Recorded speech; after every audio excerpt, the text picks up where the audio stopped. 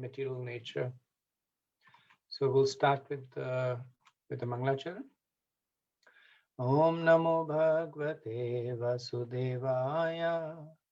Om Namo Bhagavate Vasudevaya. Om Namo Bhagavate Vasudevaya. Om Agyantimirandasya Gyananjana Shalakaya Chakshurunmilitam Yena Tasmai Shri Guruve Namaha. Shri Chaitanya Manobhistam Stapitam Yena Bhutale Swayam Rupa Kadamayam Dadati Swapadantikam. Jai Shri Krishna Chaitanya Prabhu Nityananda Shri Advaita Gadadhara Shri Vasadi Gaura Bhakta Vrinda. Hare Krishna, Krishna Krishna, Hare Hare, Hare Rama, Rama Rama, Hare Hare. Mukham karoti vachanam pangam nangate girim yat kripatamaham vande Shri Guru Dinataranam Paramanandam.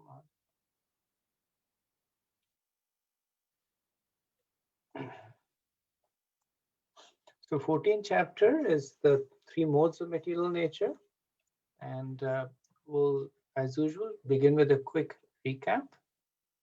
So we are in the third and the final section of the Bhagavad Gita, chapters 13 to 18. The section is Gyan, and the chapters that last week we did chapter 13, nature, the enjoyer, and consciousness. 14th we are doing today, the three modes of material nature. 15th is the yoga of the Supreme Person. 16th, the divine and demoniac nature. 17 is the divisions of faith. And 18 is conclusion, the perfection of renunciation.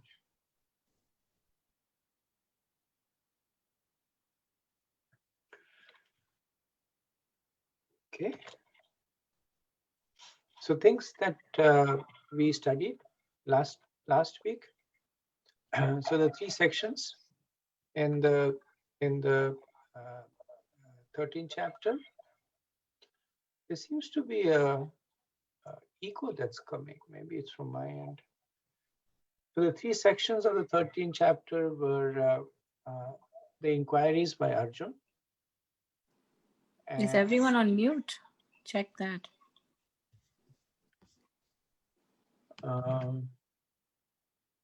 Okay, if everybody could put themselves on mute, that'd be good.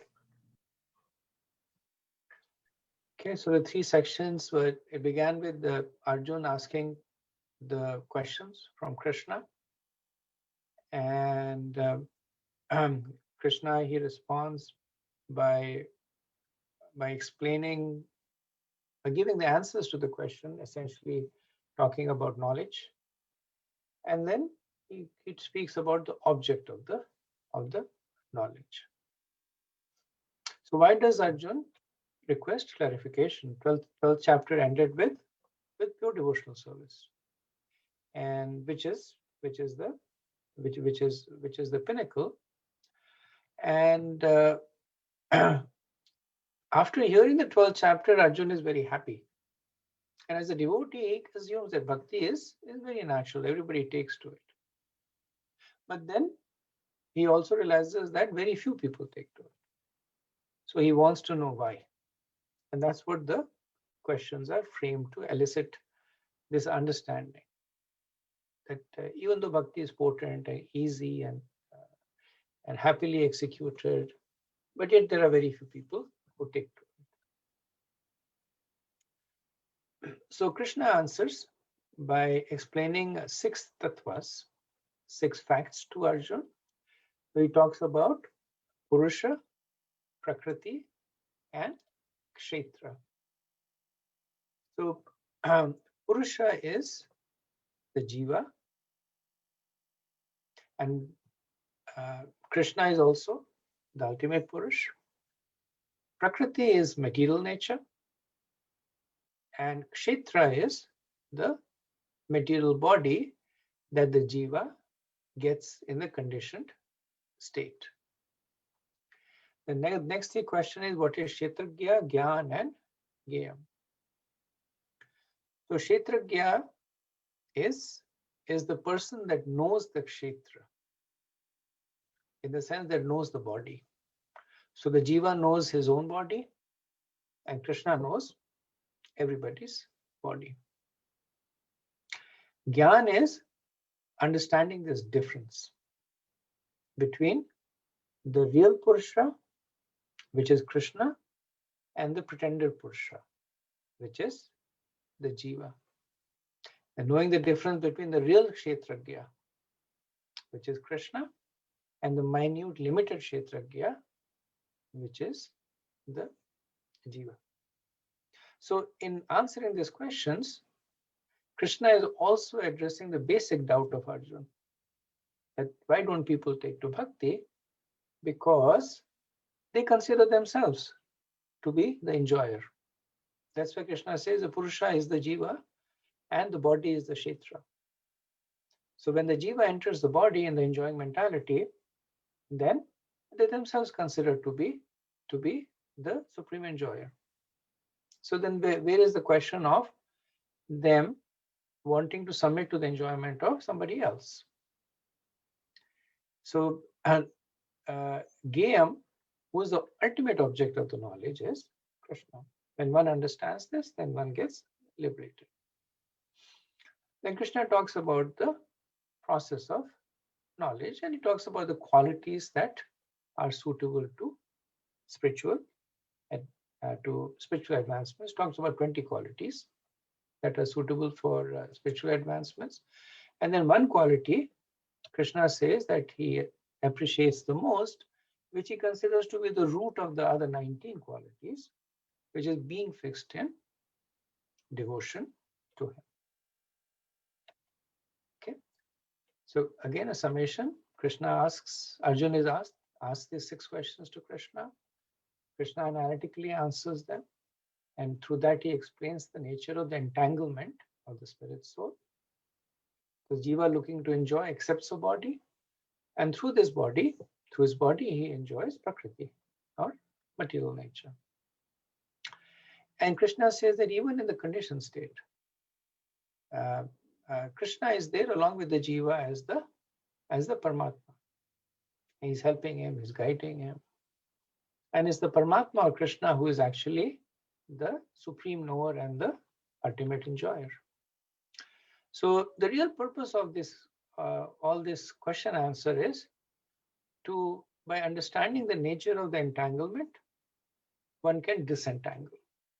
If a rope is tied, then if one studies the knot, then one can unknot that rope. If one simply pulls at various strands of the rope, then the rope just gets entangled more and more. But one studies the knot, that okay, this is where it's coming from, this loop, if I pull it to disentangle, then it becomes a simple task. So that's the real purpose, that Krishna is explaining the nature of the knots so that one can unknot them. So Krishna then talks about what is the process of getting this knowledge, the most important quality being that of bhakti. And conversely also, that as one makes progress, these qualities also manifest. So they are also used as a litmus test, as the yellow canary, that the other 19 qualities that he talks about, being equipoised, being the same in happiness and distress, being clean, being satisfied in the self. So all those qualities one cultivates, but also they manifest as one makes progress. So they're also used as an indicator that am I making progress. So this was the verse about the position of the super soul. And do we have a volunteer?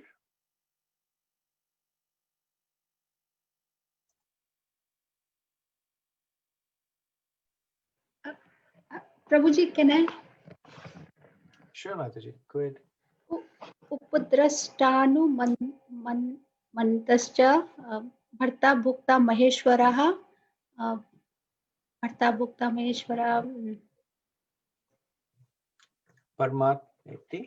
Paramatmeti Chapyakto Dehe Ishmin Purushaha Paraha. Very good. Thank you so much, Radhana. Okay, translation. Yet in this body there is a transcendental enjoyer who is the Lord and known as a supreme proprietor, and exists as a transmitter, permitter and overseer, also known as the super soul. So this is one of the key verses, because it explains the position of Paramatma. So we say that the Jiva is accompanied with Paramatma. What's the relationship between the Jiva and the Paramatma? So this verse explains it. Supadrastanumantasya Bharta Bhokta Maheshwara. That he is the one who is Bharta and who's the one who's fulfilling the needs of everyone. And he's also the Bhokta. He's also the supreme enjoyer. Okay. So we now start with the 14th chapter, the 3 modes of material nature.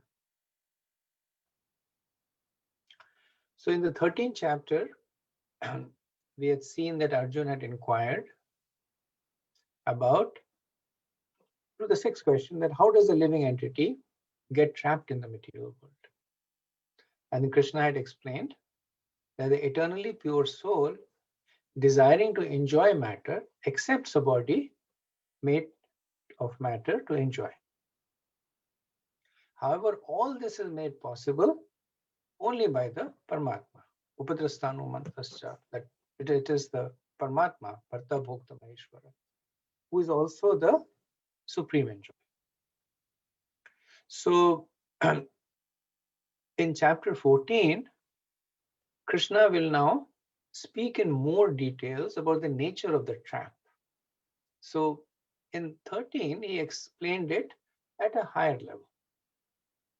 That yes, desiring to enjoy, the jiva takes a material body. And in 13:22, he had briefly mentioned this.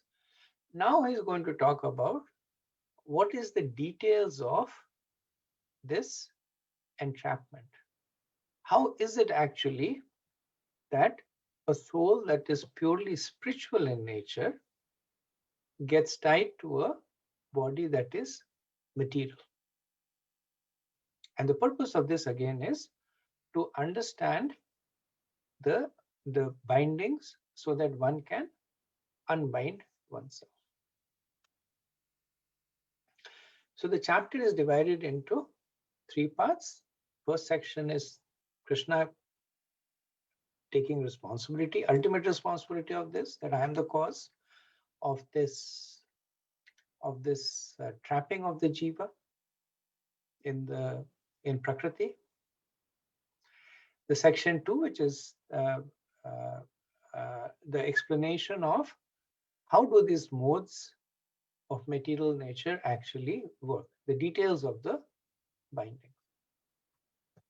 And the third section, how do we transcend these modes? So when one understands the working, then one can transcend them.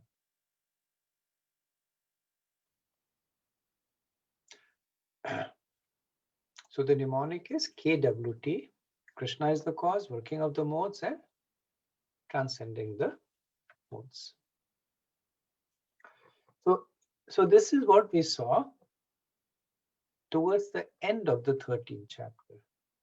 So we saw a spirit soul that has nothing to do with matter, completely spiritual, but developing a desire to enjoy material nature. And in order to fulfill that desire, it takes on a material body. But even then, the soul cannot operate the material body because completely different paradigms. So then Krishna personally accompanies the soul and then becomes the overseer, the permitter, the enabler as the Paramatma, takes the desires of the soul, whether they are pious or impious, proper or improper. But based on what the soul desires and deserves, the Paramatma allows the material body to be manipulated. And in this way, the soul is now enjoying matter. So this is the first part of the mystery that is solved in the previous chapter. And how does an eternally pure spirit soul become an enjoyer of matter, which has nothing to do with it. So when this connection, when Paramatma enters, then this connection with the material nature is established for the soul through the material body. And then we saw that Krishna is the source of this Paramatma. So now in this chapter, Krishna is going to talk more about the nature of this binding. So the spirit soul is interacting with the material nature through the modes of material nature. So Srila Prabhupada had got this picture painted, which shows that the three modes. So you see the three aspects of Prakriti. The one in yellow is in the mode of goodness, the one in red is in the mode of passion, and the one in dark blue is in the mode of ignorance, and how they are controlling the interaction between the embodied soul and material nature. And the material nature itself is under the control of Krishna. So Krishna at this point is presenting himself as the controller of everything. So he is the one who is causing the jiva who's enabling or facilitating the desires of the jiva to enjoy separately from him by causing him to come down to the material world. He is the one who is manufacturing a material body for the jiva. He is the one who, as Paramatma, accompanies the jiva in order to allow the jiva to interact with matter. And then he is the one who, as the source of the modes of material nature, is creating this affinity between the embodied soul and material nature. So this is the first section of the chapter. And I'll take a pause over here, see if anybody has any comments.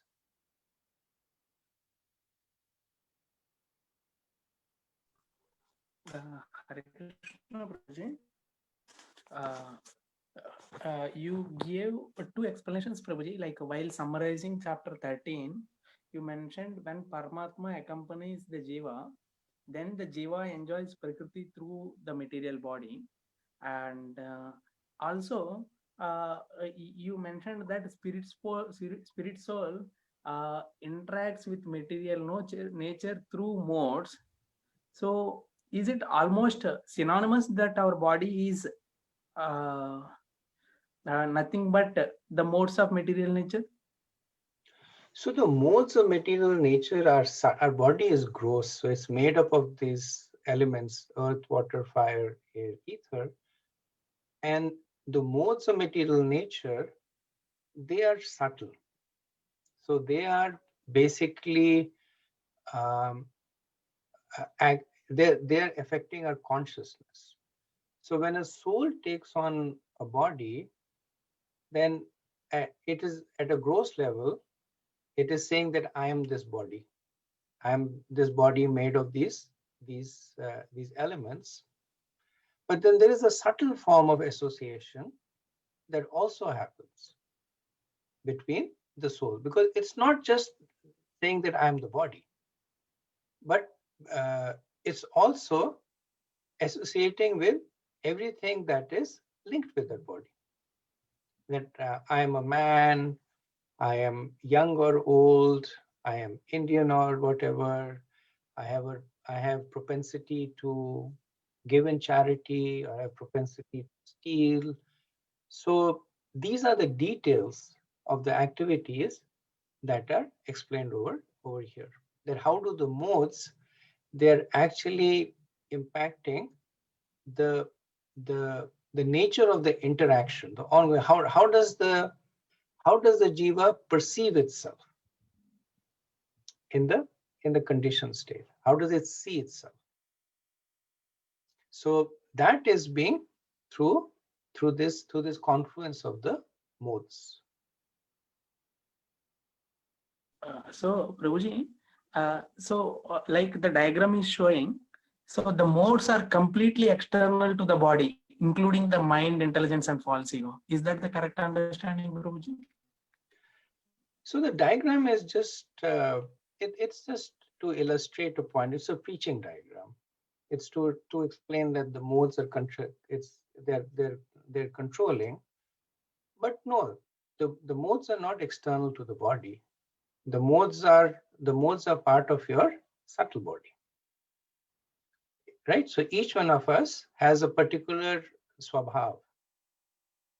That swabhav, the nature. Some people are Brahmanical by nature. Some people are studious by nature. That nature is the result of the confluence of the modes. So it is basically our state of our subtle body is a mixture of the modes, like both are equivalent. Exactly. Thank you, Prabhuji. Okay. Any other thoughts, questions? Uji, I had a question. Like, how is the three modes of material nature they are compared? I guess through Brahma, Vishnu, and Shiva. They are not like compared, but the three deities are considered to be the presiding deities of these modes. So Lord Brahma, he is the creator, and creation is basically something that is an act of passion. So he is controlling that mode. Same thing, Lord Shiva, he gives mercy to those who are in the mode of ignorance. And Lord Vishnu, he's the maintainer, which is the mode of goodness. So they're called the presiding deities or the controllers. It does not mean that they are in that mode. Lord Vishnu cannot be in the mode of goodness, right? Because he's purely spiritual. The modes are material. Lord Shiva cannot be in the mode of ignorance. He is the greatest of the devas. But they take charge of the modes. Right. So my question, like, mainly because if one worships a demigod, Shiva, so is that the one enacting in the mode of ignorance? Then one, so that's kind of that was I was trying to understand, correlate. How does not really. It depends on the mood in which the worship is done. Right? There are Vaishnavas who worship Lord Shiva and Durga Devi. Right, right after Kartik is Katyani Vrata. Katyani Vrata is worship of Durga Devi, and that is Vaishnav. So the gopis were worshipping Durga Devi. Why? Give me Krishna as a husband. So it's pure. It's purely spiritual. But there are people who worship they based on the propensity. There are people who worship Lord Shiva by taking drugs. So that is tamasic. Or there are people who approach Lord Vishnu and ask for wealth and beauty. So that is rajasic. So it depends on the mood in which the person approaches the deities. Thank you.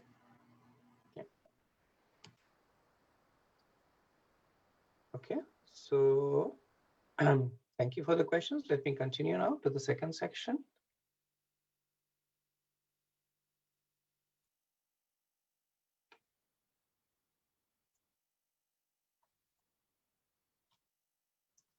Okay, so then Krishna, he describes the characteristics of the three modes. And the reason he does that is, again, for us to see that around us. So he begins with the mode of goodness. And what are the characteristics of the mode of a person in the mode of goodness? So the person avoids sinful activities. He attempts to as far as possible perform pious activities. These things as they are. So these things as they are means that the person does not have this mentality of taking ownership of everything. That they should belong to me. Or he looks upon his wife and says things that this is my object of enjoyment. Or even the person does not look upon his own wealth and says this is my enjoyment. He says, okay, part of it is for charity, part of it is for helping myself.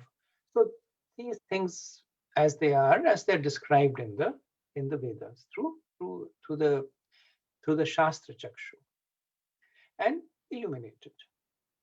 Illuminated means illuminated with knowledge, with understanding. The destination of the people in the mode of goodness is higher planets. So people in the mode of goodness, they generally perform karma kand.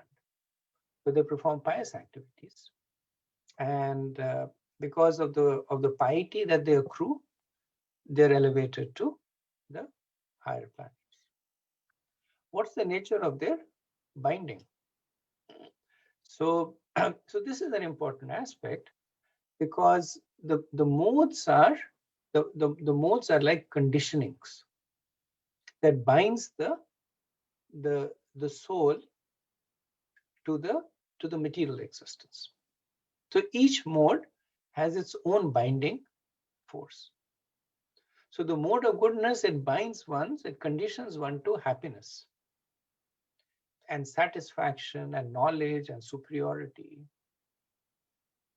So because they are pious, they experience material happiness just by the law of karma. You do good things will happen to you.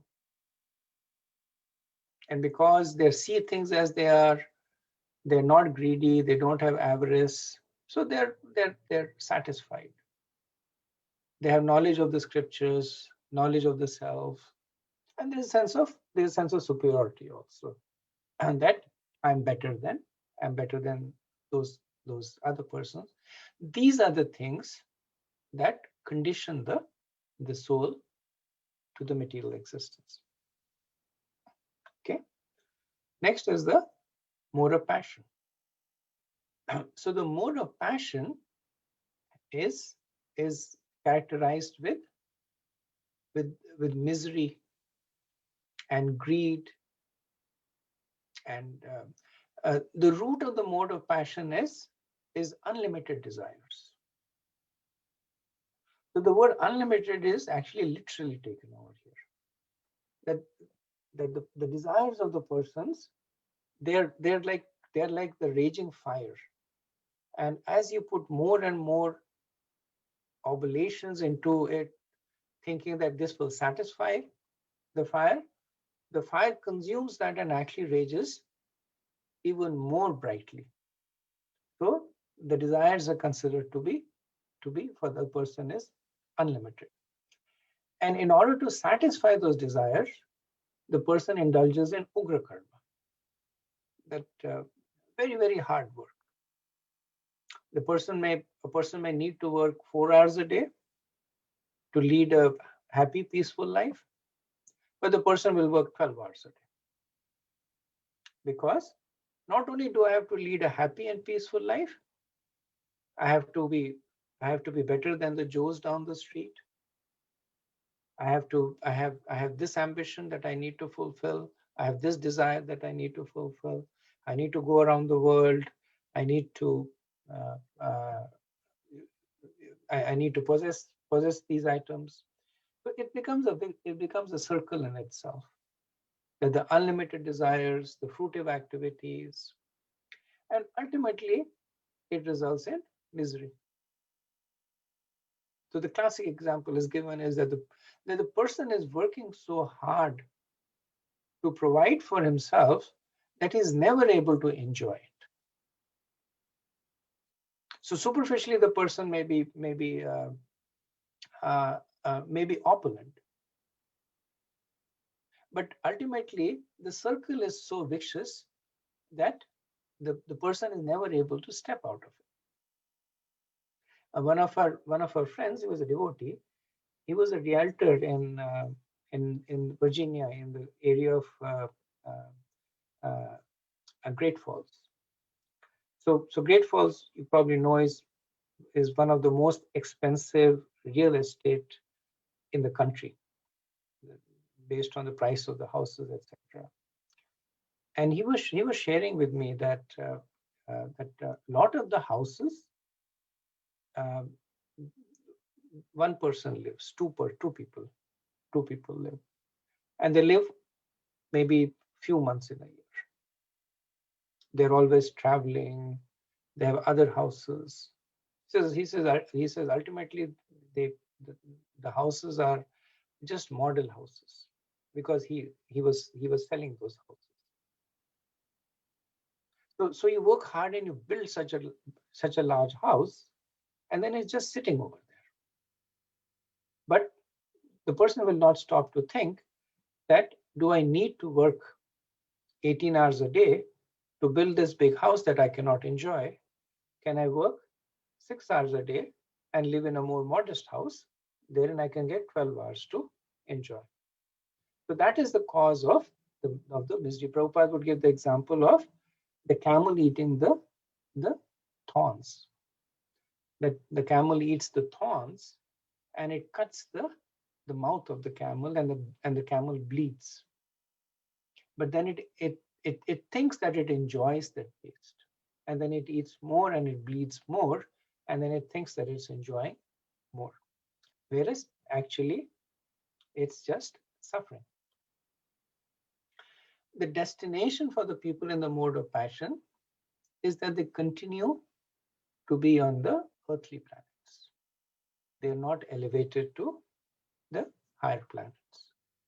And what is it that is binding them? So this one is pretty straightforward. They have a strong desire to enjoy. Specifically, they have a strong desire to enjoy matter. They have strong attachments. This is mine, I need more. So, driven by these forces, they are bound to the material realm. Then Krishna talks about the mode of ignorance. So what are the characteristics? That delusion, darkness, madness, inertia. So in the mode of ignorance, the person simply does not know. Now, in the material conception, the person is already deluded. But in the mode of ignorance, the person has no understanding of what to do and what not to do. So people in the mode of ignorance, they take intoxicants, they have illicit relationships. Inertia is a big characteristic that people in the mode of ignorance, they tend to sleep a lot, or they don't do anything. Madness is not clinical madness, but madness is that they have no understanding of what to do, right? What not to do. And the destination for this is that they glide down to the lower species. They lose the human form of life and they take on the animal form of life. And this is the binding force, lethargy and inactivity. So to somebody from outside, it might look like it's painful, but this is what is enjoyable to them. Not doing anything, not aspiring for anything, not learning anything, just inactivity.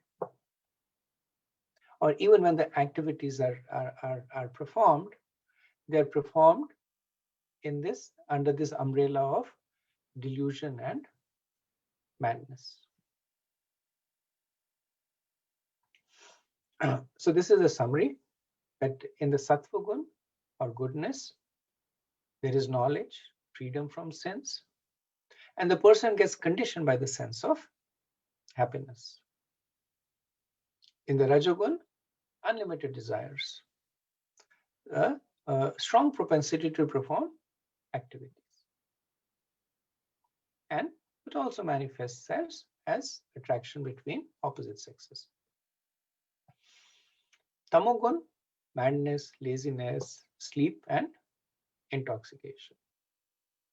And then Krishna makes this point that every living being in this material world is conditioned by the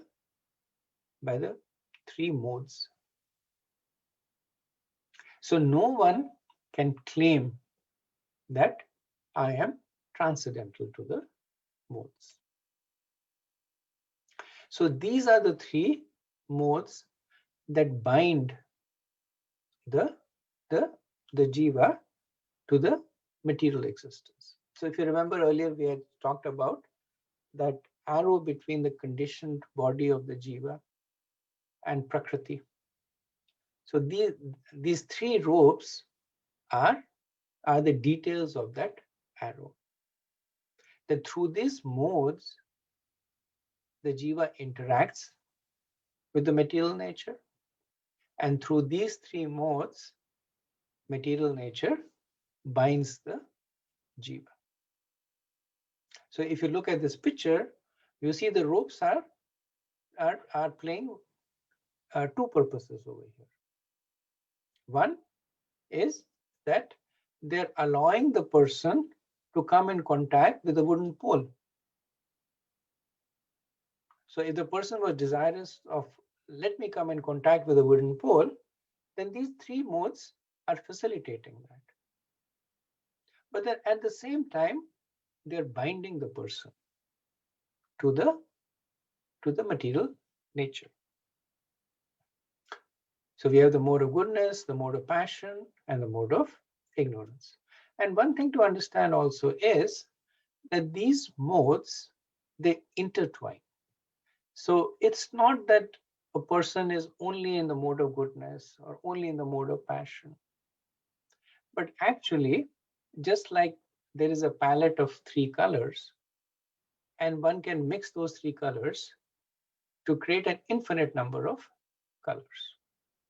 When you mix the three colors, you get 9 colors. When you mix them again, you get 81 colors.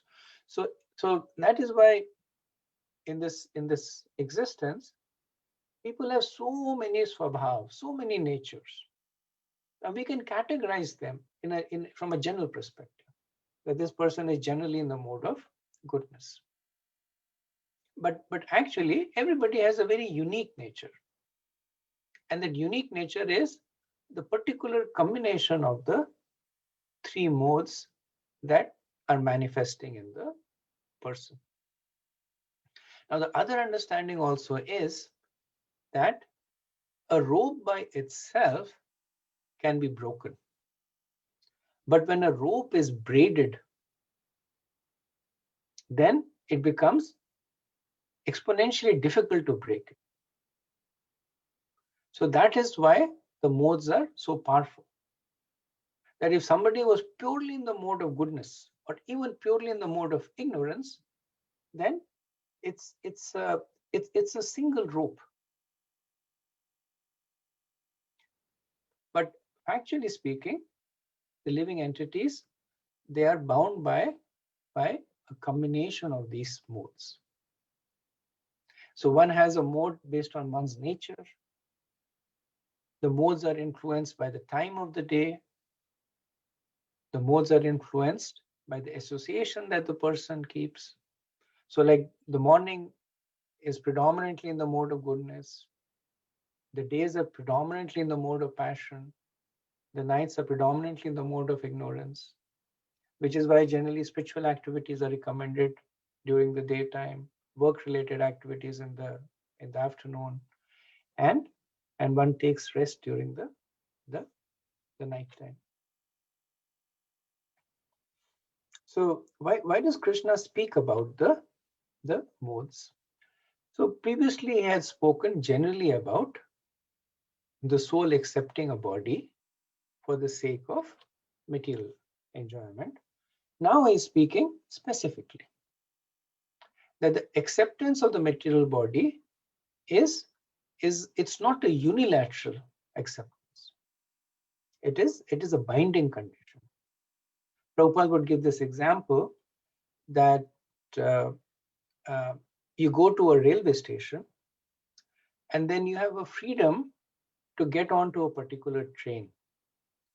Once you're on the train, then you're bound by the train. You will go wherever the train is taking you. So the jiva may have the opportunity to pick a mode. But once the jiva picks the mode, then that rope comes into the picture. And the mode also begins to bind the jiva. And conditions also. So one begins to enjoy that mode, whether it is goodness, passion, or ignorance. The reason the person stays in that mode is because they derive enjoyment, even in the mode of ignorance, where the person is lethargic. The person is actually getting happiness over there by that ability to not do anything or sleep for a long time. In the mode of passion, where there is tremendous amount of activities and work, the person actually is getting some happiness there. So that's the conditioning aspect of the mode. The mode conditions the jiva to enjoy. And ultimately, the purpose is that when you understand the nature of this bondage from a philosophical perspective in the previous chapter and from a specific perspective in this chapter, then one can also aspire to free oneself. So when one sees the things that the way they are, then one can step back and evaluate the situation through a more objective perspective. So this is the second section, the working of the modes. So let me pause over here, see if we have any comments.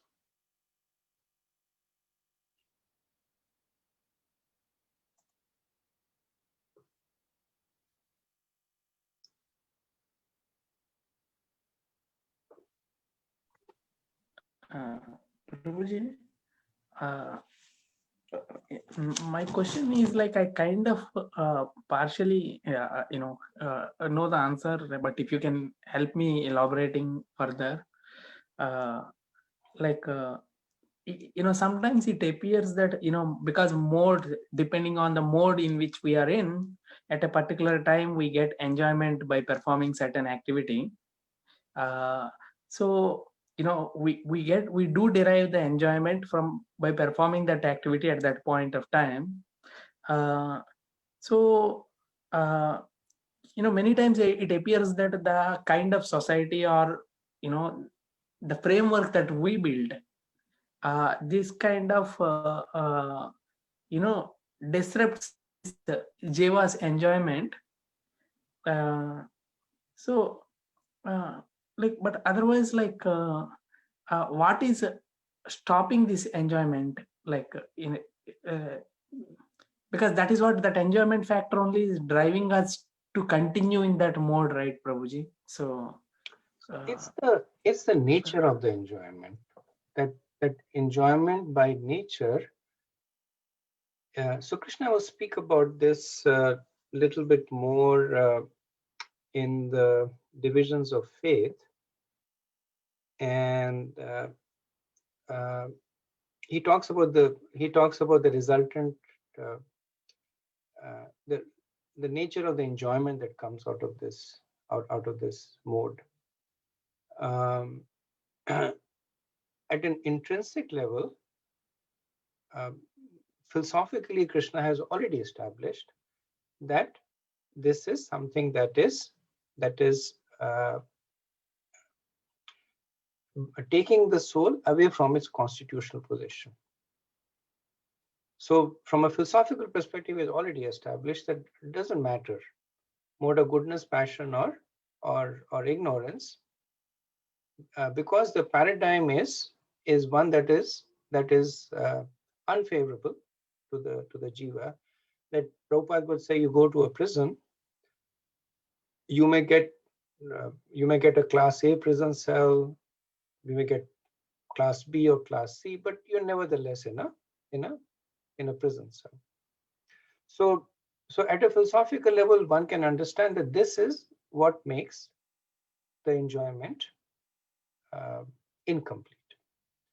Now, for each of these particular modes, the enjoyment also takes a particular flavor. That in the mode of ignorance, the enjoyment, its origin is in suffering, and it manifests as suffering. In the mode of passion, the origin is in happiness, but it manifests as suffering. Mode of goodness, there is happiness both in the origin and in the manifestation. But that is again within the paradigm of that this is within the material perspective. That you are in a prison cell, you are in a jail. Now you may do certain activities to get the prison cell A, B, or C. And then you can talk about, in A, I have a bigger bed and I have something else. In B, I have something else. But ultimately, they're all constrained by this outer diagram, that there is a prison cell that is restricting the jiva.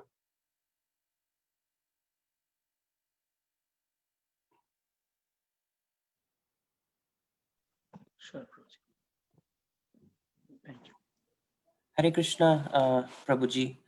So, Prabhuji, my question is it a natural phenomena by which these modes control body, or is it the action performed by that body which results into him being bound by a particular mode? Because I mean, as we see practically, right, what I do and what I practice is dependent on multiple factors, like my association, my birth, and a lot of multiple factors. So what is the exact relationship, Prabhuji, between these modes and their manifestation within the body? So by manifestation, you mean that what is the mechanism through which the modes result in a certain kinds of activity? So as you mentioned, Prabhuji, right? I as a jiva, there's a confluence of these modes that I am attracted to, and to I may have attraction to one more than the other, right? So I'm trying to understand what is driving that relationship between the modes and the jiva. How do I know what mode is controlling me? What are the factors behind it? So based on what we have seen, we can understand that there are two things, right? We spoke about both the things. One is the jiva's free will. That for free will is free will. You cannot rationalize it. That a particular jiva says that I would like to enjoy the mode of goodness, and that's the jiva's free will. That's the one factor. And the second is the conditioning effect of that choice. That based on the free will, when a person decides that I will enjoy the mode of goodness, then the person becomes conditioned to the mode of goodness. Now, conditioning means that it is influencing the person, which means that the conditioning can be changed also. If the conditioning could not be changed, then Krishna would not be speaking about it in the Gita, in the Bhagavad Gita. If one's nature is fixed, then what's the point? What's the point in preaching to the person? What's the point in the scriptures talking about doing the right thing? Everybody is fixed, so so be it. But these are the two things that, based on the free will, the person decides to act in a certain confluence of modes, and by virtue of acting in that confluence of modes, the person becomes conditioned to that.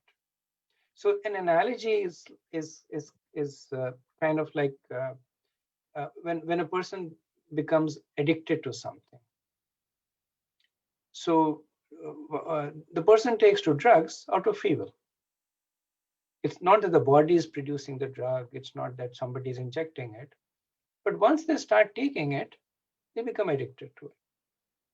But they can also break that addiction.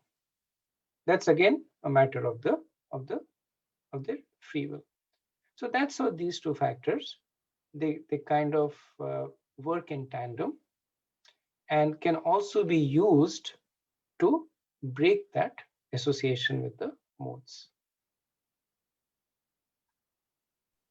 Sure, Prabhuji. Thank you. So, Prabhuji, it is only after the birth, right? Because when we were born, is it true that we were pure, and then as we come in contact with matter, we become contaminated? So it starts from there. Is that correct understanding? So when you're born with your subtle body, right? So the modes are carried in the subtle body. So so everybody is born with a swabhav, and that subtle body that has basically acquired this confluence of modes through so many lifetimes of this interplay between the desire of the jiva and the conditioning as a result of that desire.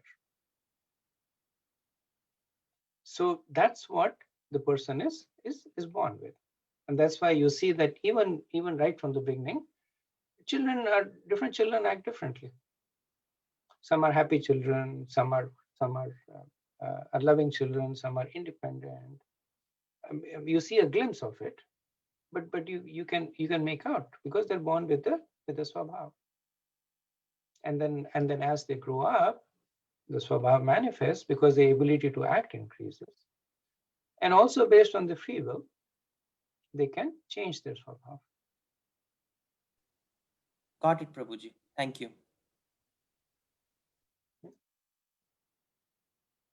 So let's go on to the third part of the. So this is why Krishna is speaking all this, because he wants us to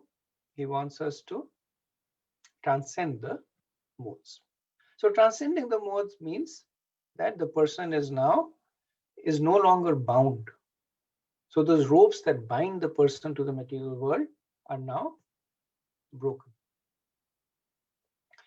So transcending the modes is so this is the position of a conditioned jiva, that the person is trying to enjoy Prakriti to the maximum.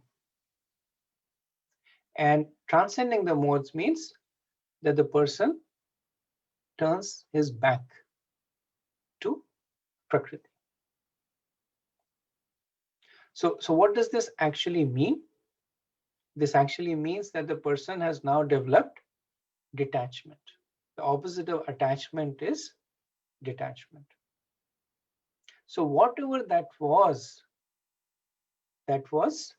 attracting the jiva to Prakriti, the person, by virtue of accepting instructions, by virtue of own willpower, association, whatever it is, then breaks this attachment. The second aspect of transcending is that where does the person go? So because if in the previous position, the person has now turned the back to Prakriti. But there is vacuum. Where does the person go? So this is where the second aspect of the transcendence comes, that transcending the mode, the person now turns towards Krishna. And this is the perfection of the transcendence, that the person becomes an associate of Krishna. So two aspects are explained over here: material detachment and spiritual attachment. By material detachment, one is able to transcend the modes. And we can see how that happens, because ultimately the modes are a product of our attachment to Prakriti in some way or form. Whether in the mode of goodness, it's attraction to knowledge and happiness. In the mode of passion, it is for greed and desires. In the mode of ignorance, it's for lethargy. So there is some attraction. And the person breaks that attachment. That is material detachment. And along with that material detachment, when the person develops spiritual attachment, then this transcendence of the mode is complete. So the transcendence has two aspects to it.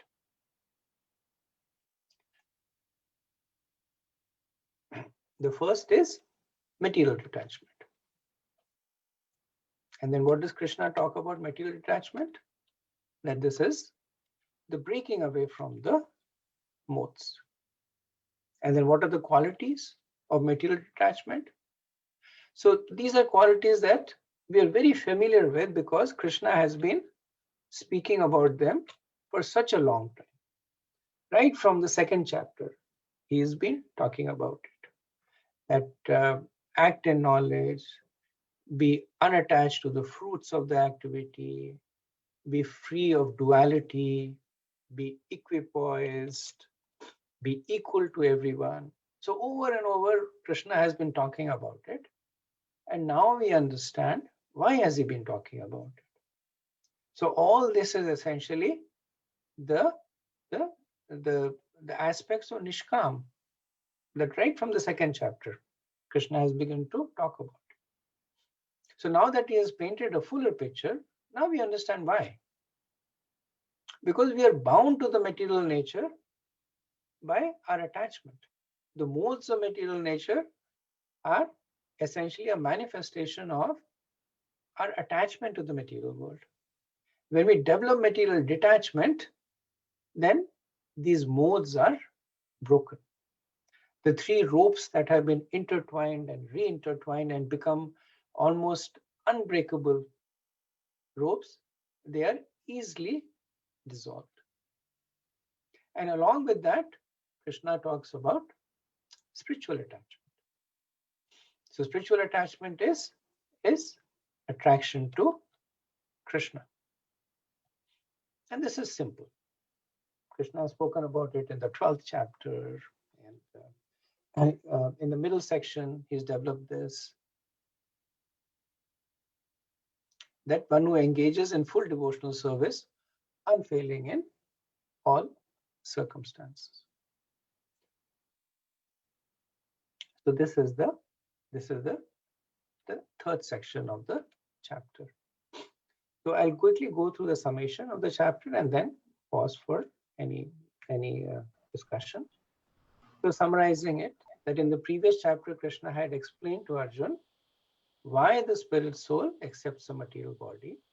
And in this chapter, he gives further details about the nature of the conditioning of the body.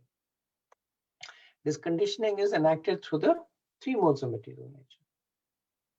So they condition the soul to consider itself as matter and seek enjoyment. So they come from the desires of the jiva, but they also bind the jivas, and then they combine and recombine to produce infinite shades and become strong like strings that have been braided into a rope. Then by practicing material detachment, one breaks the bond of the ropes. One is no longer tied to the material world. And then bhakti is the more efficient process to accomplish this. So this is an interesting point that is made, that based on the previous explanation, it would almost look like it's a two-step process. Material detachment to break away from Prakriti, and spiritual attachment to become attracted to Krishna. But actually, bhakti is so powerful that it automatically creates material detachment.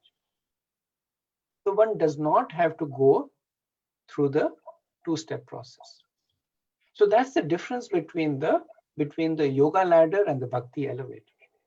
The yoga ladder, which is a step-by-step process, it takes you first through the process of karma kand, the nishkam karma, brahma gyan, astang yoga. All those processes are designed to generate material detachment into you. And then Krishna speaks about bhakti, which is spiritual attachment. But then we also said that you can somebody mute their phone, please? Thank you. And then we said that when we were discussing bhakti, that for bhakti, we don't have to go through the process of material detachment, because it is powerful in itself to dissolve the material attachment while developing spiritual affinity. This is the reason why bhakti is considered to be so potent. That it takes you right to the top of the yoga ladder. So you don't have to go through the step-by-step process of following your varnashram dharma, and then after that developing gyan and becoming a brahma gyani, and then understanding of Paramatma, and then understanding of Krishna. If one takes to the process of Krishna consciousness, then the process of transcending the modes is automatically built into it.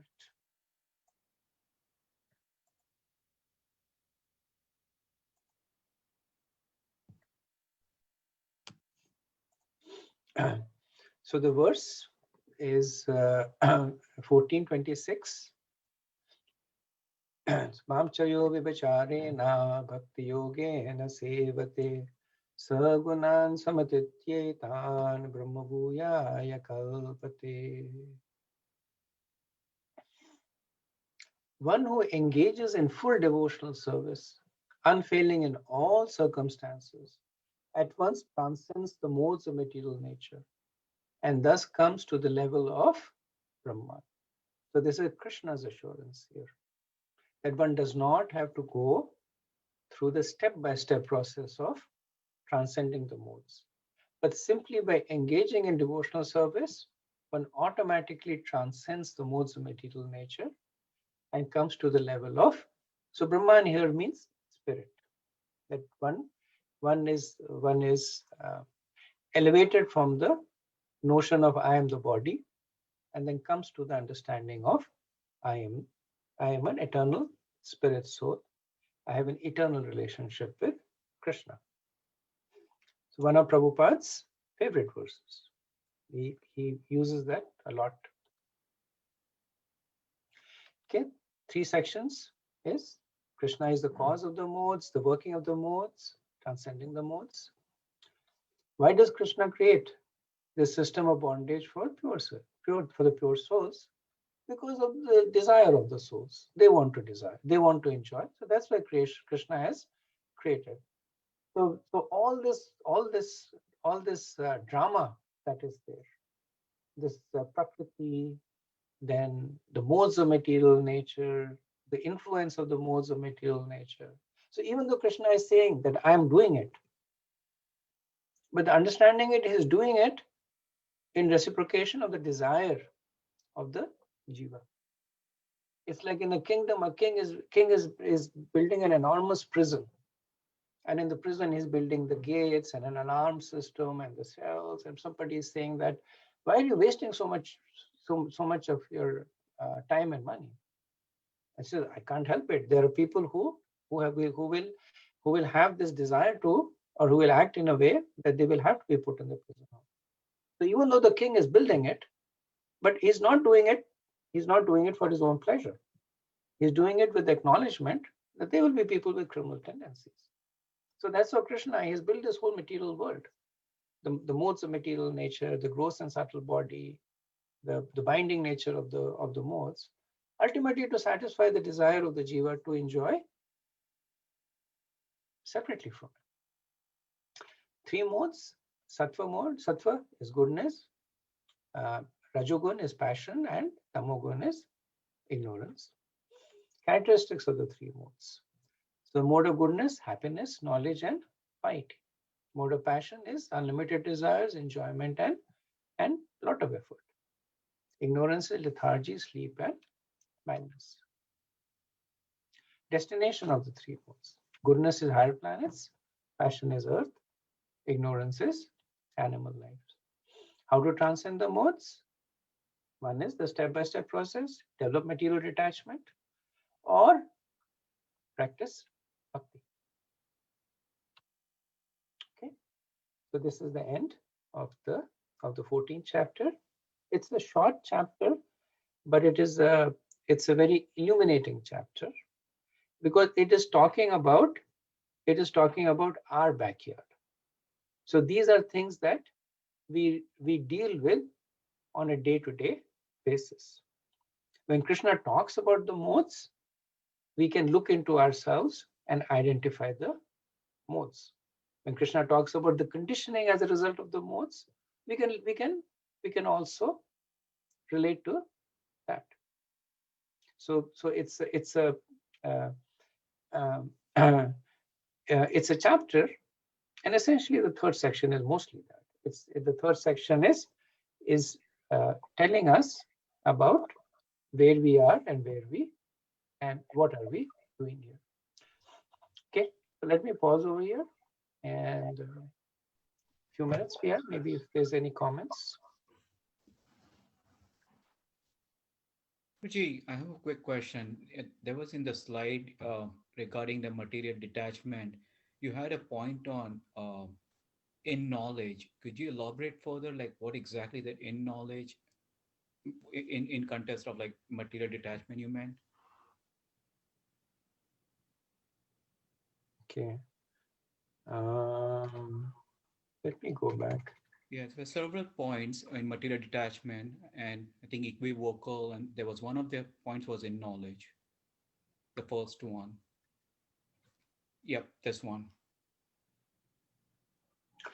Oh, so in knowledge, so that is Prabhu, the gyan, that is the essence. So the knowledge of the nature of the bondage.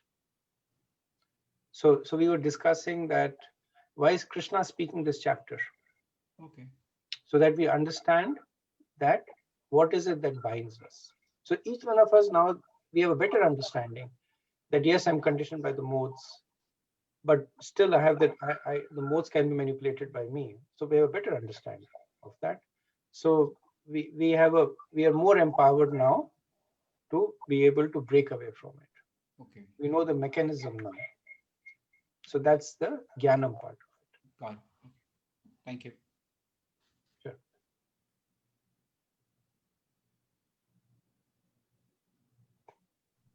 Prabhuji,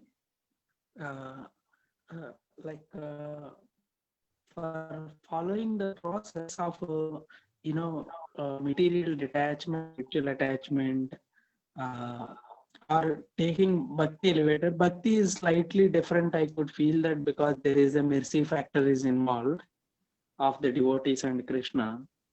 But when it comes to the first process, like it is pretty much like, because modes are nothing but like our swabhav and our subtle body. So we are using the same modes to come out of the modes. Just to put in some other words, like is that the correct way of thinking with respect to the yogic process and other things, Prabhuji? Like using modes to come out of modes, like using our mind, intelligence to come out. So we had discussed, right, that there were two aspects to it. So there is the conditioning of the modes, and then there is the desire of the jiva. If the jiva was completely a slave of the modes, then there would be no hope. One would just stay there. So take a practical example like that. So let's assume a person has a particular nature. Maybe the person is lazy by nature, and this is in the material context only. But then for whatever reason, maybe because the person gets inspired by somebody else, the person reads a book, the person witnesses something, and then he says, no, I need to not be lazy. Right? So then the person's swabhav is now changed. Instead of being mode of ignorance, perhaps he's in the mode of passion. So what's the driver of the change? The jiva. And yes, the jiva is using his own free will to drive that change. Okay, so although we are cannot conceive ourselves like the soul, but still we utilize the same. It is very, yeah, I understood. I don't know how to put in words, but jiva, which is inconceivable for us, like in second chapter also we have that achinchayam, like that. But the same jiva is still very actively engaging to utilize its free will beyond the modes. Right, Prabhuji? Yes, Prabhu. Anybody else? Yeah, just a few comments, Prabhu. Thank you for your discourse. First he creates us. He knows it all. He creates the material world as well. And he still wants us to go in a journey of detachment. And obviously bhakti probably is probably most not easy, is most foolproof to get that ultimate material detachment. Why does he create the material and still wants us to, and creates us through jiva, and it's always getting more and more attached to the material because it's kind of configured it that way. It's almost like a magnet to iron, right? You pull it out, but the basic instinct is to go close to that iron. And so by design, it is attached to the material world, yet and he's the one who has created the material world, and he wants us to come out of it, and through whichever means, through bhakti, through yoga, through different ladder that you described so well. He's the coach. He's just like a coach trying to tell the sports person to keep pushing the envelope to go higher and higher. There's no end to it, right? It's like you look at even high jump as in game, just to kind of illustrate a point.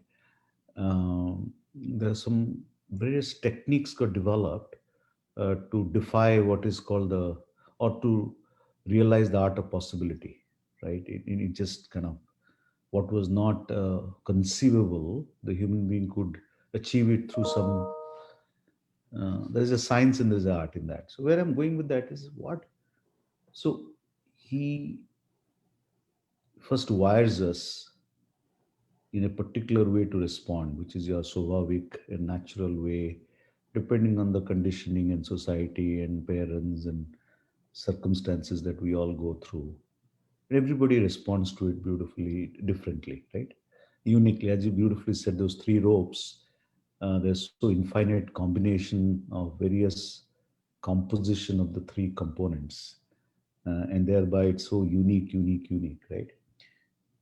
So ultimately, if I have to get completely detached to that material world and be merged with him or be with him or completely understand him, realize him, and I don't know the language here. Why has he made it so complicated? I He mean, hasn't. He hasn't made it complicated. Um, no. That's a bad word. I think last time also you had said, sorry to interrupt. I think he just. I like that when you last class said that he's the one who's missing us. He's the one who's wanting us to love him completely.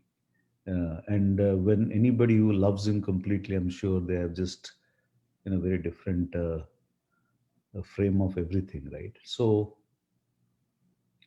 if bhakti is the path, or the shortcut to very easy, not easy, it's a foolproof path, I call it. Then why doesn't he just create that path for each one of us and then remove all this material stuff? Or he just wants us to be experience this so that it's a journey of its nature. It's such a complex journey, yet it's a joyful journey that it's will not. be. So I think I understand what you're saying, Prabhu. So so couple of thoughts over here, and maybe I'll respond to your last comment first. Krishna openly says that this material world is dukhaliyam ashashvata. He's never giving us this misinformation that this is a joyful journey, this is a happy place, and you're going to have fun over here. Um, all the scriptures, all the acharyas, in one voice, they say this material world is a miserable place to be in. Bhaktisiddhanta Saraswati would say, no place for a gentleman to be in. So the reason that it is miserable and unhappy is because it is not our natural habitat. The Prabhupada would give the fish out of the water analogy. You take a fish out of the water and you give it a pair of sunglasses and a Gucci and a mansion. The fish will still be unhappy because its nature is it needs to simply be in water. Um, the the reason that Krishna has created all this is because we have asked Krishna to create all this. So at some point of time, we were all happily coexisting with Krishna. And then a very few of the souls, they developed an attitude of wanting to enjoy separately from Krishna. And then Krishna was like, it's not possible to enjoy separately from me, but let me create this world for you. And nicely, when he creates a machinery, then it has to have buttons and levers and gears. And that's what the material world is. The modes of material nature, Prakriti, Swabhav, Ahankar, all those are the innumerable cogs that make this complicated machinery work over there. Ultimately, it is all created. As I mentioned, this whole movie has been produced only for our benefit. So Krishna may be the director and producer, whatever he is. He may be the writer, but it's only been done for one person. That is for us. We wanted to see the movie. Krishna produced this movie. And the moment that we say that enough is enough, I don't want to watch this movie, And immediately the exit signs in the halls light up, the doors open, the movie stops, and you can walk out. Interesting. Very nice. The bhakti, another. Thank you. That's a very good articulation. Uh, so the bhakti, it's almost like when you, it's like light and darkness, right? If you light up a candle or a just simple light, the darkness just goes away automatically, right? You don't fight for it. So when you are in that ultimate path of bhakti, the attachment to that material or material detachment or attachment that we have, which is full of suffering, it just kind of goes away. It goes away. That's a good characterization. Bhakti is the reason bhakti is powerful is that the attachment does not have to go through the intermediate stage of detachment. Yeah, yeah. The attachment remains, the object of attachment becomes different. Yeah. Instead of being attached to ourselves, our own pleasures and our own selfish desires, we are now attached to Krishna. And the reason that it is simple is because it's the constitutional position. Yeah. So we are in a position that we are supposed to be. So that is why it is simple, it is joyfully performed, it is expedient. So we can now understand all the glories that are attendant to bhakti for that reason. Yeah. Thank you. Thank you. Okay. So I think we are running out of time.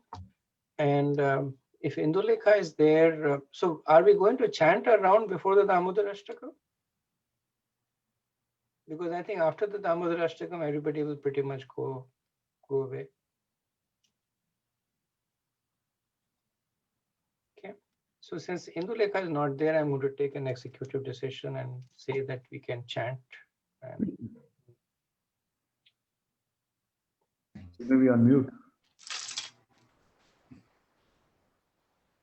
Jai Shri Krishna Chaitanya Prabhu Nityananda Shri Advaita Gadadhara Srivasadi Gaur Bhakta